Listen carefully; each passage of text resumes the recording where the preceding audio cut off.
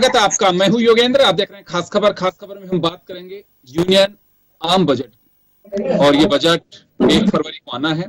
वित्तीय वर्ष 2022-23 का जो बजट होगा उस पे सबकी निगाहें टिकी होंगी कि आखिर बजट होगा कैसे। हर व्यक्ति को उम्मीद है, लेकिन इस बजट की अगर एक खास बात बताएं तो ये तो तय है कि बजट पर कोरोना की साया होगा, और जिन राज्यों में विधानसभा चुनाव है वहां की भी कुछ चीजें देखी जा सकती हैं। वहां एक बड़ा कहें कि बजट में कुछ भागीदारी ज्यादा दिखाई जा सकते हैं कि विकास योजनाओं को लेकर के कुछ नए अनाउंसमेंट्स हो सकते हैं।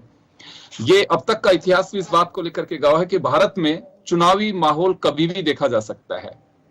ये डेमोक्रेटिक सिस्टम है, और यहाँ पे कहीं ना कहीं किसी न किसी सरकार का कार्यकाल, 1 साल में 2-3 सरकारों का तो कार्यकाल पूरा हो ही जाता है। पिछली बार की अगर हम बात करें तो वेस्ट बंगाल, तमिलनाडु, असम सहित 4 राज्यों के विधानसभा चुनावों की साथ केरल के साथ दिखाई दे रही थी। इस बार 5 राज्यों के विधानसभा चुनाव बजट के दरमियानी, यानी कि बजट जिस दिन पेश होगा उसके ठीक 10वें दिन उत्तर प्रदेश में पहले चरण का मतदान हो रहा होगा।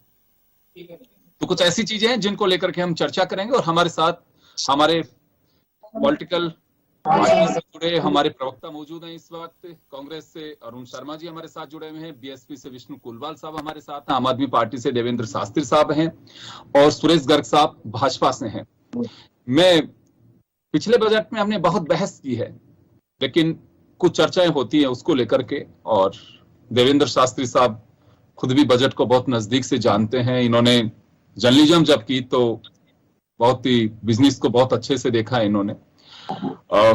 शास्त्री साहब, सबसे पहले आप ही के पास आना चाहूंगा कि देखिए, हम इस देश के नागरिक हैं, पॉलिटिकल पार्टीज किसी की हॉबी है, किसी के एक जुनून है, किसी का पैशन है, तो किसी के थोड़ा सा ये रहता है कि एक इंटरेस्ट कह सकते हैं, किसी का कैरियर भी है। लेकिन इस देश के नागरिक हम पहले हैं, तो पहले तो ये जानना चाहूंगा कि आगामी बजट यानी कि आने वाला बजट, क्या उम्मीद की जाए इससे?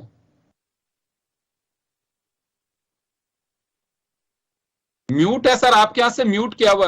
शास्त्री साहब म्यूट है आपके यहां से, अनम्यूट करिए।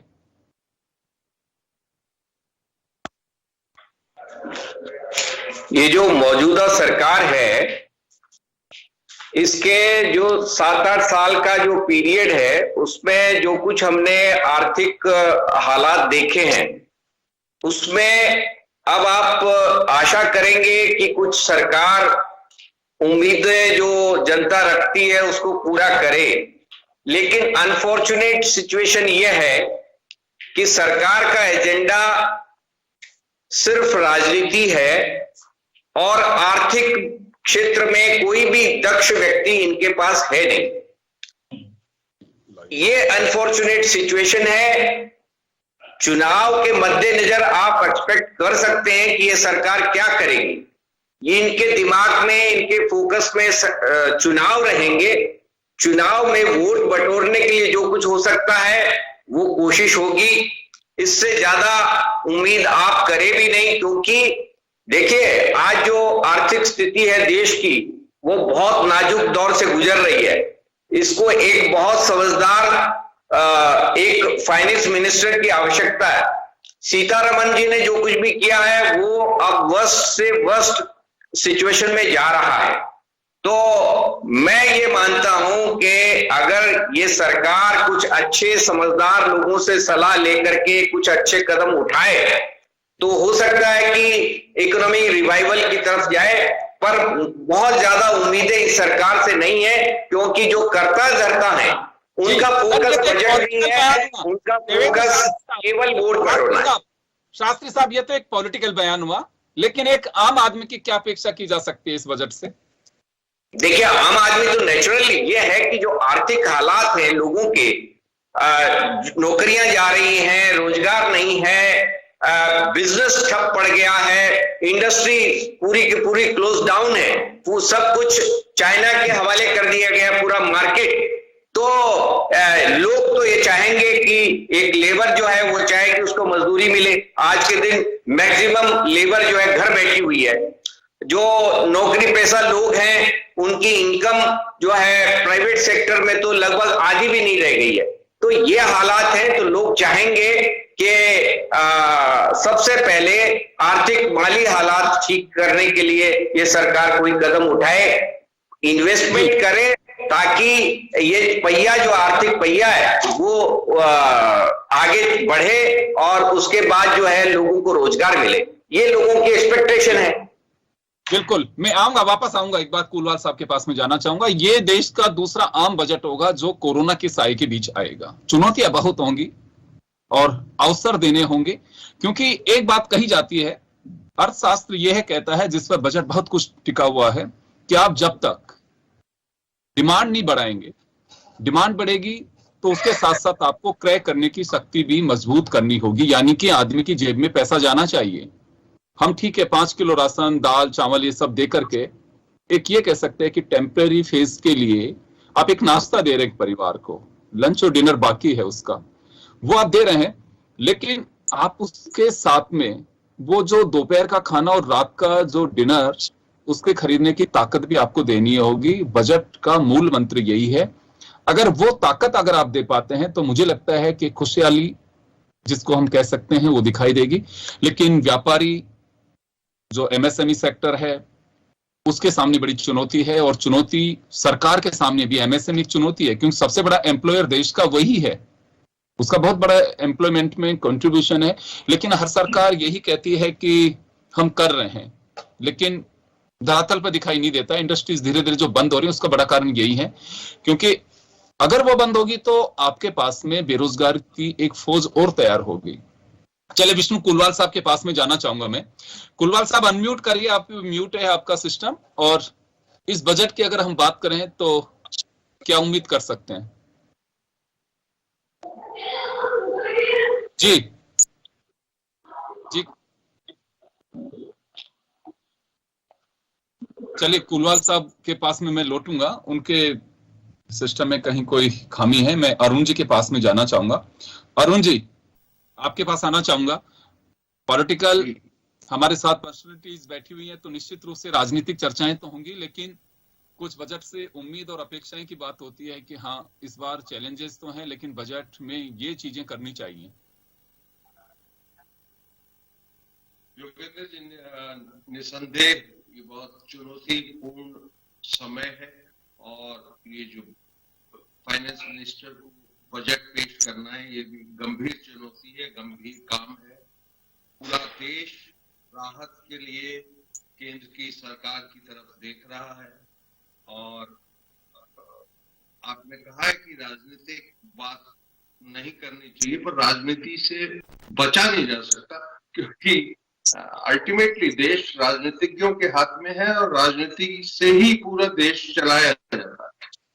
देखिए, मैं इस बात से सहमत हूं कि जो पिछले 7 साल हैं उसमें आर्थिक फ्रंट पे इस सरकार का कुछ भी उल्लेखनीय काम नहीं है। अगर नेगेटिव नहीं तो उल्लेखनीय तो बिल्कुल ही नहीं। एक्सपर्ट की बेकदरी सरकार ने, स्पेशली आर्थिक सलाहकारों की, मेरे पास आधा दर्जन से ज्यादा लोगों के नाम हैं जो आके गुजर चुके हैं, विश्व के माने हुए अर्थशास्त्री, वो चाहे जयपुर के अरविंद पांगेडिया हो, अरविंद सुब्रमण्यम हो, रघुराम राजन हो, ये खुद लाए थे रिजर्व बैंक के करीब 6 गवर्नर बदल चुके हैं। मतलब विशेषज्ञों की या तो ये सुनते नहीं है, या वो इतने आतंकित हो जाते हैं कि क्या करना चाह रहे हैं कि वो छोड़ के जाते हैं। ट्रैक रिकॉर्ड है ये। मैडम सीतारमण जी ने 15 दिन पहले, योगेंद्र जी मैं आपका ध्यान दिलाना चाहता हूँ, आपको मालूम तो होगा, 15 दिन पहले 20 मेजर मिनिस्ट्रीज को केंद्र की चिट्ठी की है। दिसंबर माह के एंड तक आपने बजट का सिर्फ 50% खर्च किया है, इसको फरवरी तक जल्दी से जल्दी खर्च किया जाए। तो योजनाएं, घोषणाएं और उसका धरातल पे आना, ये 3 अलग अलग चीजें हैं, और धरातल तक पहुंचने में अपने यहाँ दिक्कत है और इन दिनों ज्यादा बढ़ गई। तो जो सेक्टर्स हैं वो बहुत इंपॉर्टेंट है, जैसे रियल एस्टेट है, वो काफी एम्प्लॉयमेंट देता है, उसको बूस्टअप की जरूरत है। उसको सबसे पहले तो उद्योग का दर्जा दिया जाना चाहिए। आज भी वो इंडस्ट्री नहीं माना जाता है, इसकी वजह से उसको लोन लेने में, कर्ज वर्ज लेने में बहुत दिक्कत आती है। और अगर ये आसानी से मिल पाएंगे तो सस्ते आवास लोगों को देने में क्षमता बढ़ेगी। इस तरीके से इलेक्ट्रिकल व्हीकल ऑटोमोबाइल्स के जो हैं, मैं मानता हूं इस एक क्षेत्र में गडकरी जी अच्छा काम कर रहे हैं सड़कों के निर्माण में, और इलेक्ट्रिकल व्हीकल पे भी उनका काफी जोर है। लेकिन इसमें बहुत काम अभी भी बाकी है, इसका विस्तारीकरण होना चाहिए, इनको भी फाइनेंशियल ऑप्शंस ज्यादा मिले, उसकी बहुत जरूरत है, क्योंकि बहुत फ्यूचरिस्टिक फील्ड है, पूरा विश्व इसकी तरफ मुड़ रहा है। टूरिज्म बहुत पोटेंशियल है हिंदुस्तान में, राजस्थान में भी उसका स्पेशल स्कोप है ज्यादा। होना तो ये चाहिए कि राजस्थान को विशेष दर्जा मिले। हमारे जो 24 साथी गए हुए हैं वहां सांसद, वो अपने सहायता करें राजस्थान को विशेष दर्जा दिलवाने में, उससे भी काफी राहत मिल सकती है। चलिए वापस आ रहा हूँ अरुण जी, वापस लौटूंगा मैं आपके पास में, मैं कुलवाल जी के पास में जाना चाहूंगा। लेकिन इसी बीच एक बात मैं आप लोगों को याद दिलाना चाहूंगा कि 2022 सरकार के लिए बहुत ही चुनौतीपूर्ण है। वो इस वजह से भी किसानों की आय दुगनी का टारगेट 2022 लेकर के चले थे, इसी बीच 3 बिल लेकर के आए, बिल को विड्रॉ करना पड़ा। लेकिन क्या सरकार ये कह करके पल्ला झाड़ेगी कि हम तो बिल्कुल अग्रसर थे विकास के पथ पर, किसान की उन्नति और तरक्की के लिए, लेकिन जब लेने वाले ही नहीं चाह रहे तो हमने विड्रॉ कर लिया। अब ये शायद कुछ डेट आगे बढ़ सकती है। मैं इस पे भी जवाब गर्ग साहब का लूंगा, लेकिन उससे पहले कुलवाल साहब से। कुलवाल साहब, एमएसएमई सेक्टर, व्यापारी उम्मीद कर रहे हैं बजट से, हाँ ये देखिए योगेंद्र जी, बजट हर साल आता है और सरकार ये कहती है कि हमने बहुत बढ़िया बजट दिया है, मगर आज स्थिति ये है कि जो व्यापारी वर्ग है वो किस जगह पे बैठा है। जो भारतीय जनता पार्टी को अपना समर्थन, इनको पैसा, इनको डोनेशन, इनकी पार्टी के लिए हर प्रकार की मदद करने वाले व्यापारी, इनकी ये सुनना कहा चाहते हैं। ये तो गले में पट्टा पहन के आते हैं, जैसे गली में घूमता ना उस ढंग से, इससे काम नहीं चलने वाला नहीं है। आज अगर व्यापारी इस देश का खत्म होगा ना तो भारतीय जनता पार्टी नंबर 1 पे खत्म होगी। आज व्यापारी की स्थिति क्या है? आज व्यापारी क्या, कौन से प्रकार के पानी भी जहर जैसा लगता है उसको। आज व्यापारी की स्थिति क्या है, इंडस्ट्री की स्थिति क्या है, उसके बारे में तो इनको मतलब ही नहीं है। इनको तो एक ही मतलब है, भारतवर्ष में हिंदू और मुसलमान की बात करके देश को गुमराह करना। जनता समझ गई है और व्यापारी वर्ग भी समझ गया है। आगे आने वाले चुनाव में इस भारतीय जनता पार्टी को पता पड़ जाएगा कि इनकी स्थिति क्या रहने वाली है। ये अगर व्यापारी, देश का व्यापारी जब मजबूत होगा, देश का किसान मजबूत होगा, तब भारत मजबूत होगा। इन्होंने तो कुछ नहीं समझ रखा, इन्होंने तो सोच रखा है कि हिंदू मुस्लिम करेंगे, चुनाव जीत जाएंगे, 7 साल देख लिया। बजट में क्या होगा? बजट तो सभी के लिए आएगा, हिंदू मुस्लिम के लिए थोड़ी ना आएगा। योगेंद्र जी, आर्थिक नीति तो इनके पास बनाने वाला आदमी नहीं है। आर्थिक नीति तो इनके पास है ही नहीं। इनके पास बजट के बारे में बात करने के लिए कुछ नहीं है। आज बजट की सरकारी राजनीति कर रही है, उसको बजट से मतलब ही नहीं। कुरवाल जी बिल्कुल सही फरमा रहे हैं कि इनको मतलब ही नहीं है। बजट आपके लिए है, हमारे लिए केवल डिस्कशन के लिए है। सरकार के लिए बजट कुछ है ही नहीं, मायने ही नहीं रखता। चलिए शास्त्री साहब, मैं लौटूंगा, अभी कुलवाल जी अपनी बात पूरी कर लें। जी कुलवाल साहब। योगेंद्र जी, एकदम हम व्यापारी हैं, सबसे पहले हमारा काम है व्यापार, उसके बाद राजनीतिक आदमी है। आज व्यापारी की स्थिति क्या है, ये भारतीय जनता पार्टी के इनके व्यापारी नहीं है क्या? उनको भी इस बात का पता है कि ऐसी आर्थिक नीति आज तक भारतवर्ष के 75 साल के शासन काल में कभी ऐसी स्थिति व्यापारी की नहीं आई जो भारतीय जनता पार्टी के राज में आज व्यापारियों की स्थिति हुई है। चलिए मैं वापस लौटूंगा आपके पास में, मैं गर्ग साहब के पास में जाना चाहूंगा। गर्ग साहब, उम्मीदें बहुत हैं, लेकिन पॉलिटिकल पार्टीज का कहना है साफ, जो आपके साथ ही बैठे हुए हैं उनका, कि उम्मीद तो होनी चाहिए और करनी भी चाहिए। देश की सरकार है, जनता ने चुन के भेजा है, लेकिन उम्मीद क्या करें, सरकार कुछ करना ही नहीं चाहती। ये पॉलिटिकल बयान है। लेकिन मेरा जो सवाल ये है कि पिछली बार निर्मला जी ने जब बजट पेश कर रही थी तो उस समय एग्रीकल्चर सेक्टर को ग्रोथ का इंजन मान करके चल रही थी वो।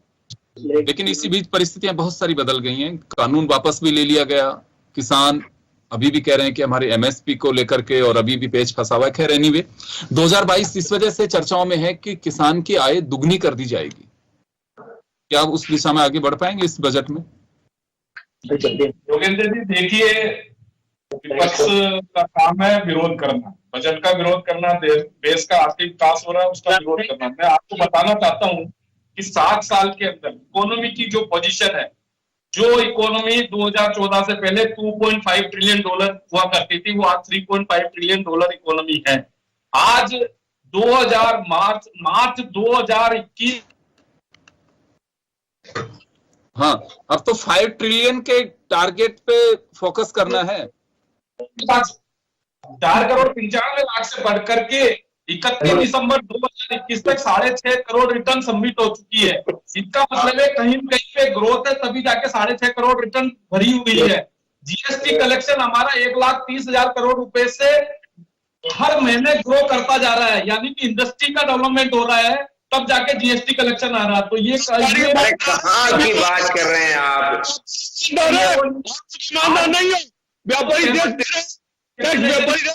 आप लोग ऑलमोस्ट वैक्सीनेशन डेवलपमेंट में लग जाता था, उसको हमने 8 महीने के अंदर वैक्सीन डेवलप करके आज हिंदुस्तान की जनता को 165 करोड़ डोज उसके अंदर लगाई है। ये मोदी जी का विजन है, जहां पे इंडस्ट्री को नहीं है, भारत सरकार का विजन है। आप फालतू की बातें क्यों कर रहे हो? मोदी जी ने किया है, हर काम मोदी जी ने किया। वैसे गर्ग साहब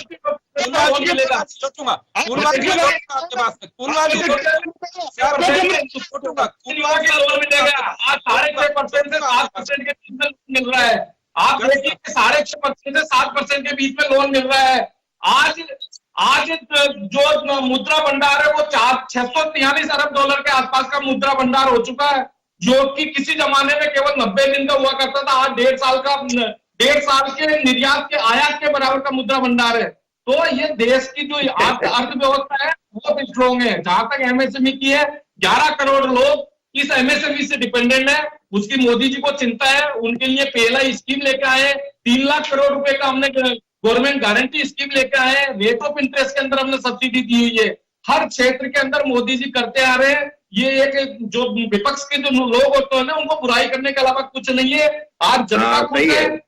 70 साल आप तो विपक्ष के बारे में बात मत करो। आपको क्या पता विपक्ष है? आप तो खुद ही विपक्ष हो। जहां पे हमको फंडिंग करानी है वहां पे फंडिंग दिया है। पीएलआई स्कीम हमने 70,000 करोड़ रुपए सेमीकंडक्टर के अंदर पीएलआई स्कीम आया है। और आप इलेक्ट्रिक व्हीकल के लिए हमने स्क्रैप पॉलिसी लेके आए हैं, टेक्सटाइल इंडस्ट्री के लिए पॉलिसी लेके आए हैं, एग्रीकल्चर के लिए डबल इनकम के लिए हमने उसे बचा रहा हूं। 2022 इस वजह से याद दिला रहा हूं कि पिछली बार निर्मला जी ने कहा था कि एग्रीकल्चर हमारे ग्रोथ का इंजन है और किसान की आमदनी को लेकर के जो चर्चा की जा रही है 2022, तो 6,000 रुपए किसान निधि देने से काम चलेगा? या देखिए फ्यूल प्राइस पे आपने सेस लगाया पिछली बार, गोल्ड, डीजल और पेट्रोल पे एग्रीकल्चर सेस लगाया था और किसान की आय डबल होगी, ये 2022 का आपका कमिटमेंट है। क्या उसमें आगे बढ़ पाएंगे हम? योगेंद्र जी, जो हमने एग्रीकल्चर सेस लगाया वो एग्रीकल्चर डेवलपमेंट में पैसा लगाया है। 6,000 रुपए तो किसान सम्मान निधि दी है। इसके अलावा भी हमने बहुत सारी स्कीम, एफपीओ स्कीम लेके आए, किसानों के संगठन ऑर्गेनाइज करके उनको डेवलपमेंट में हमने कुसुम योजना लाए हैं। आज सोलर के अंदर किसान अपने एग्रीकल्चर जमीन के अंदर सोलर लगाकर उसको हम डबल आय की बात कर रहा हूँ। मैं डबल आय की बात कर रहा हूँ कि क्या आप इनकम को डबल कर पाएंगे 2022 में? आय बढ़ी है किसानों की, निश्चित रूप से किसानों की आय बढ़ी है, किसानों का लिविंग स्टैंडर्ड बढ़ा है, निश्चित रूप से किसानों का लिविंग स्टैंडर्ड बढ़ा है। राजस्थान में कर्ज माफी की क्यों चर्चा कर रहे हैं? वो एक आज देश का विकास, आज योगेंद्र जी देखिए 1,30,000 करोड़ रुपए का जीएसटी कलेक्शन हो रहा है। जब इंडस्ट्री चल रही होगी जब तो जीएसटी कलेक्शन हो रहा है ना, उसके बिना तो वही कह रहा हूँ। जहाँ आप लोग विपक्ष में हो, जहाँ आप लोग विपक्ष में हो, किसान के कर्ज माफी की बात करो।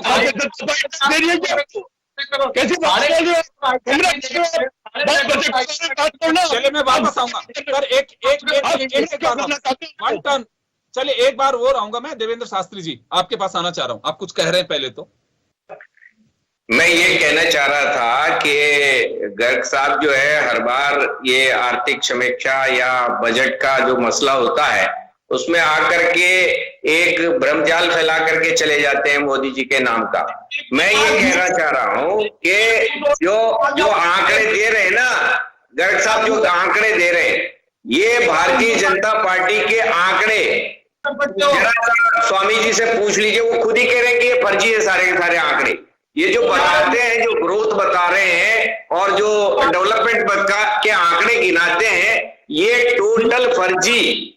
ये इनकी जो सोशल मीडिया की जो यूनिवर्सिटी है वहां से निकाले हुए आंकड़े हैं, पता नहीं कहां से लेकर के ये टेलीविजन के ऊपर बोलते रहते हैं। मैं ये कहना चाह रहा हूं कि आज के दिन एक एवरेज आदमी, एक एवरेज व्यापारी, एक औसत किसान वो मर रहा है, पिस रहा है।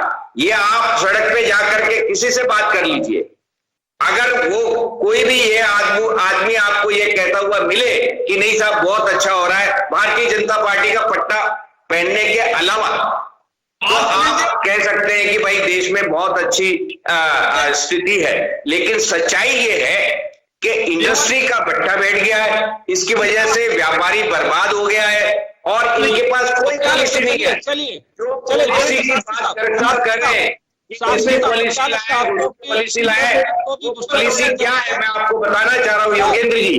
वो पॉलिसी यह है कि जो 2 नंबर का काम है उसको लेजिटिमेट करना, जो पैसा कलेक्ट करना है उसको एक लीगल तरीके से ये कर ले कि साहब ये हमारे पास आ जाए, और बाकी का देश की इकोनॉमी के बारे में आप बजट से बहुत ज्यादा आशाएं न रखें, क्योंकि अभी तो वैसे भी देश में चुनाव हो रहे हैं 5 राज्यों में। तो ये सरकार उत्तर प्रदेश के चुनाव परिणाम के ऊपर सरकार की जो है वो अस्तित्व टिका हुआ है। उत्तर प्रदेश जीतने के लिए ये कुछ भी कर सकते हैं और उसके लिए बताना चाह रहा हूं कि बजट को भी ये बर्बाद करेंगे। चलिए अरुण जी, आपके पास में आना चाहूंगा। ये कोविड काल है और उसी का बजट आएगा, लेकिन कई मायने में इस बजट पर गहरी छाप देखी जाएगी। छाप इस बात को लेकर के कि भविष्य में याद किया जाएगा। हलवा नहीं बटा आपकी बार मिठाइयां बांटी गई है। ऑनलाइन पेपरलेस बजट पिछली बार ही कर दिया गया था। निर्मला सीतारमण इसके लिए जानी जाएंगी और इस बात को लेकर के भी जानी जाएंगी कि पेपरलेस नहीं मनीलेस भी होने वाला है। जी, इसमें सर्वाधिक बजट महिला के नाते पेश करने वाला कायम रहेगा। आपके पास आना चाहूंगा। बात या बूस्टर डोज की हो रही है। कोरोना को हराने के लिए तो बूस्टर डोज दी जा रही है, लेकिन बहुत सारे वर्ग ऐसे हैं जिनको भी बूस्टर डोज की इंतजार है। योगेंद्र जी, कोरोना का ही देख लीजिए, अभी जो आपके मोबाइल के ऊपर जो मैसेज चलता है उसमें 103 लोगों को लेना है सर। अब सिक्योरिटी का नंबर आप अचीवमेंट बता रहे हैं। समय कम है, 3 लोगों को लेना है मुझे। समय कम है, जरा इसका भी विचार ले लो। अरुण जी कंटिन्यू करिए। 150 करोड़ टीके लगा दिए भाई, ये अचीवमेंट बना है। 3 गेस्ट और बैठे हैं, 3 गेस्ट और बैठे हैं, इनको प्लीज मुझे लेने दीजिए। अरुण जी। हाँ योगेंद्र जी, एक तो मैं सुरेश जी को कहना चाहता हूँ कि मैं अपने लड़के को कह के जाऊंगा, वो अपने लड़के को कह के जाएगा, और हम 7 पीढ़ियों तक जो ये वैक्सीनेशन लगाया है मोदी जी ने फ्री, उसके हम आभारी रहेंगे 7 पीढ़ियों तक। बार बार गिनाते वक्त देश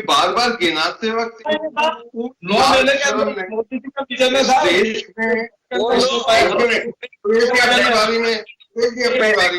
आराम से बात कर रहा हूँ, बहुत आराम से बात कर रहा हूँ। सुनिए 2 मिनट का वक्त बचा हमारे पास। अरुण जी अपनी बात कहिए। हाँ, मैं ये कह रहा हूँ हम आभारी हैं इनकी, जो बार बार वैक्सीनेशन का एहसान गिनाते हैं इस देश को। इस देश में कई वैक्सीनें आजादी के बाद से फ्री लगी हैं, कोई नई बात नहीं है। हम तो सुप्रीम कोर्ट प्लीज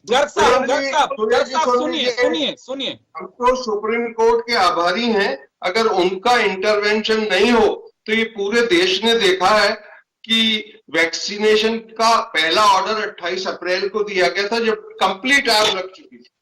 और फिर वो तमाशा भी हमने देखा है कि बुढ़ों के तो हम देंगे, जवानों की स्टेट गवर्नमेंट देगी, बाकी के प्राइवेट हॉस्पिटल दे। 3 रेट फ्लोट हो रही थी। वो सुप्रीम कोर्ट अगर बीच में नहीं आए तो ये वैक्सीनेशन का अभियान जिसका ये क्रेडिट लेना चाहते हैं कुछ नहीं होता। बजट की बात ये है जो सम टोटल है, देखिए मैंने पहले ही कहा बहुत गंभीर मामला है, उसको गंभीरता से केंद्र सरकार को लेना चाहिए। चुनाव और चुनावी रैलियों के शौक अपनी जगह हैं, कुछ काम सचमुच प्रधानमंत्री और गृह मंत्री के होते हैं जो उनको करना चाहिए, क्योंकि जनता तो उनको सिर्फ रैलियों में देखती है और इसलिए ये बहुत गंभीर काम है, इसको कर ले तो अच्छा है। देश को बहुत उम्मीद है इस बजट से। अरे अरुण जी, लेकिन इनको कुछ आता हो तो करेंगे ना। बजट के बारे में एबीसीडी का पता ही नहीं है इनको। कोई नहीं, बड़ी सरकार है, बड़े लोगों से बात की जा सकती है, सलाह ले लें। जो बजट जानता है उसको तो लात मार देते हैं हर 6 महीने। कोई रिजर्व बैंक में आया तो उसको लात मार दी, कोई इकोनॉमी का जानकार आया तो उसको लात मार दी।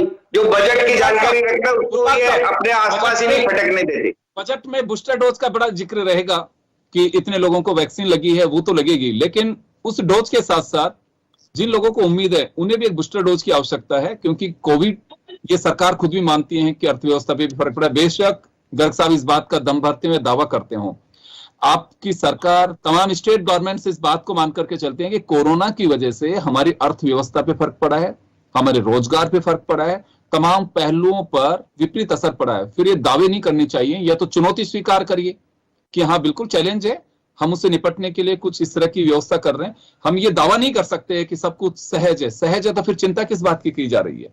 चलिए कुलवाल साहब, लेकिन किस तरह के बूस्टर डोज चाहिए, मैं बहुत कम समय में चाहता हूं आपसे। सर, हम तो ये चाहते हैं कि व्यापारी के लिए बजट अच्छा है और देश के हित में जो व्यापारी काम कर रहा है तो सरकार भी व्यापारियों के हित में काम करे। मैं यही चाहता हूं सरकार से। चले गर्ग साहब, आप एक चार्टेड अकाउंटेंट भी, हमारा सौभाग्य है कि आप उस मन को समझने की कोशिश करेंगे। पिछली बार किसी भी तरह का रिलैक्सेशन नहीं दिया गया जिसमें टैक्स स्लैब में बड़ी उम्मीद थी। हल्की राहत 75 वर्ष जो पार कर चुके हैं उन लोगों के लिए दी गई थी। तो क्या उम्मीद की जा सकती है, इस देश का युवा उम्मीद करता है, या आप कहेंगे कि उम्मीद करने की जरूरत ही नहीं, जब पैसा ही नहीं आया कोरोना काल में तो टैक्स में रिबेट की आवश्यकता ही नहीं उससे, क्या कहेंगे? योगेंद्र जी, निश्चित रूप से आपको जो एटीसी के अंदर लोगों की डिमांड है 1.5 लाख से बढ़ा के उसको 2 लाख या 3 लाख करना है, तो उसके अंदर डिडक्शन के अंदर पड़ेगा। आपके जो हाउसिंग लोन की रिबेट है उसको बढ़ाने की बातचीत चल रही है। टैक्स रिबेट के अंदर भी चेंजेस करने की बातचीत चल रही है कि भाई आज कॉर्पोरेट टैक्स 22% या न्यू कॉर्पोरेट आता है तो उसको 15%। इसी तरीके से इंडिविजुअल में भी टैक्स रेट के अंदर चेंजेस आने की संभावना पूरी है। और जो एक स्टैंडर्ड डिडक्शन दिया जाता है तो उस स्टैंडर्ड डिडक्शन को बढ़ाने की भी संभावना है। और जो दुनिया भर के जो इन्वेस्टमेंट वगैरह है उसके अंदर रिलैक्सेशन दिया जाएगा। जैसे एफडीआर के अंदर इन्वेस्टमेंट है उसको भी छूट दी जाती है, या हाउसिंग लोन की रिबेट है, हाउसिंग लोन के अंदर जो सब्सिडी वगैरह मिलती है, आज 10 लाख रुपए तक की रिटर्न बनने वाले को एक हाउसिंग लोन की सब्सिडी मिलती है, एक बहुत बड़ी अच्छी स्कीम है। तो उसमें भी एक इनकम बड़े क्राइटेरिया वालों को उसमें छूट मिल सकती है। तो आने वाले बजट का इंतजार कीजिए। निश्चित रूप से व्यापारी को, आम आदमी को, हर आदमी को डेफिनेटली बेनिफिट मिलेगा। लेकिन देखो, विपक्ष का तो हम मुंह रोक नहीं सकते, क्योंकि अगर हमने कितना ही बजट दे दिया, लेकिन जो साथी जी जैसे आदमी है वो तो बुराई करेंगे ही निश्चित रूप से। जो 27 लाख करोड़ का बजट हुआ करता था वो आज 34 लाख करोड़ का बजट है 2022 का, जो 2021 करोड़ का था।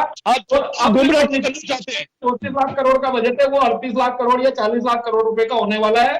और देश विकास के ऊपर है, वो सब कागजों में है हुजूर, केवल कागजों में आंकड़े हैं। मैं माफी चाहूंगा, रोकना चाहूंगा, समय का अभाव है, समय हो चुका है, मैं रोकना चाहूंगा तमाम अतिथियों को। ये चलिए हमारे एक पॉलिटिकल पैनल जिसने कुछ पुराने बजट की चर्चाएं की हैं, भविष्य में किस तरह की उम्मीद है, सरकार वो भरोसा दे पाती है कि नहीं दे पाती है, ये बड़ी बात है।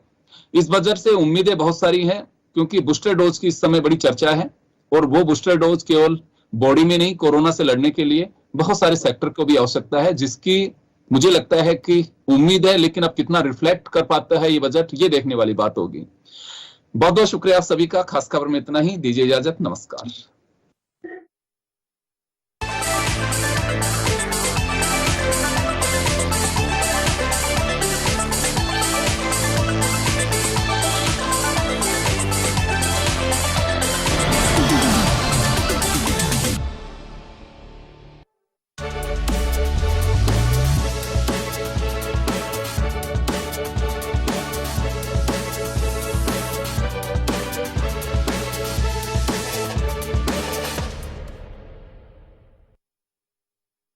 जन टीवी की लेटेस्ट अपडेट पाने के लिए हमारे चैनल को जरूर सब्सक्राइब करें और नोटिफिकेशन पाने के लिए बेल आइकॉन दबाएं।